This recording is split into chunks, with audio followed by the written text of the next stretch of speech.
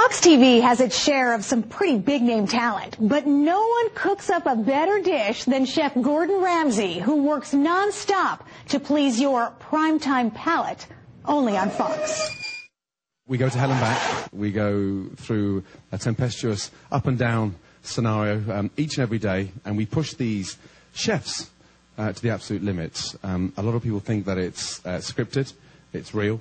Fox run a show and we run a restaurant. Gordon Ramsay celebrates 100 episodes of heating things up in Hell's Kitchen, a milestone that took a lot of hard work and a strong stomach. Yes, it has given me grey hairs, definitely there, and it's given me a few ulcers along the way.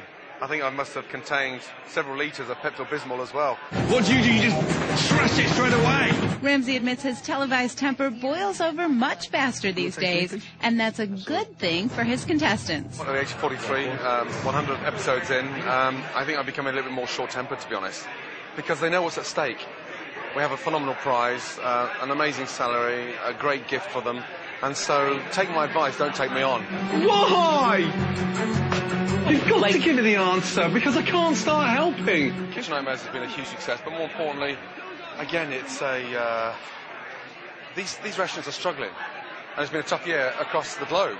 So to go in there and give them that chance to sort of turn it around and help them is crucial. But again, take the advice, don't take me on. Are you doing this on purpose to get me going? And there's more on the way as Ramsay prepares to launch his new show, Master Chef. It's another way to help talented cooks break into the restaurant business, Ramsay's favorite part of the job. Watching those winners walk down the stairs, when those two finalists got their hands on the door, and sadly only one door can open, watching the winner walk down the stairs and seeing where they are a year later. You've all got it, understood it. Yes, chef. Yes, chef. Yes, chef. Let's go. Find Chef Ramsay suffering through a whole new season of Kitchen Nightmares beginning Thursday night only on Fox.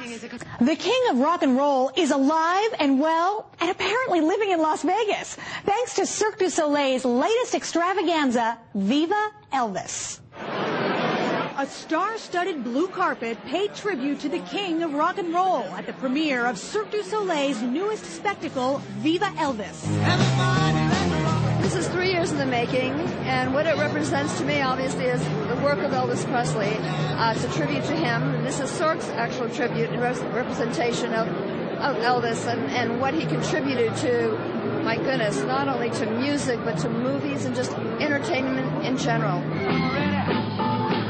It's been 33 years since Elvis left the building, but his popularity and influence have continued to grow. I never really imitated Elvis, but obviously a big fan of his music and just his impact on pop culture. It really was the birth, the floodgates opened up for all of rock and roll. Elvis took black music and brought it to white people. It really changed everything. He had multiple chapters in his own life, so people have their favorite moments, early Elvis versus late Elvis versus Vegas Elvis, you know what I mean? So I think people feel like they can relate to him in a certain way.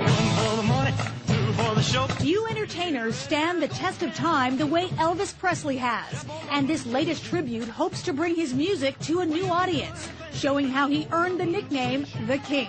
There are very few stylists left. I was 18 when I signed with RCA. He was 18. There are a lot of connections I have with him. My pop sang with Elvis.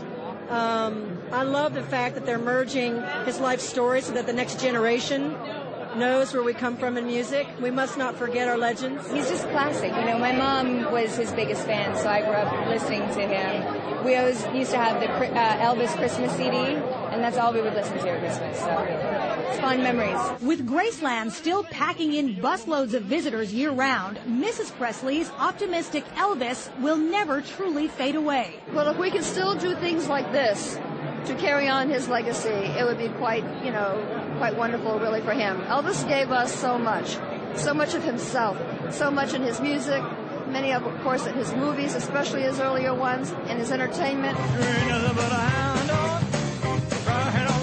Viva Elvis is now open at the Aria Hotel in Las Vegas' new city center. There's plenty of new star power at the movies this weekend, along with some headlining holdovers. It all fills up our bag of popcorn picks. You know, there's a right way of doing police work. There's a wrong way of doing it. Then there's a way that you two idiots do it. Thank you, Captain. Ride along with Bruce Willis and Tracy Morgan as they get behind the wheel of the new buddy comedy, Cop Out. Get out the car! Because I'm black? No, because you're 10. Director Kevin Smith throws in a cold-hearted gangster and backseat driver Sean William Scott. I'll shoot you right in the face. I'll shoot you in the face. What? Shut up! Shut up! Stop repeating. Stop repeating. David. What? There's somebody outside. The Crazies is the latest Your Neighbor Might Be a Zombie flick, but technically speaking, these violent raging psychos are not undead. They're just acting like it.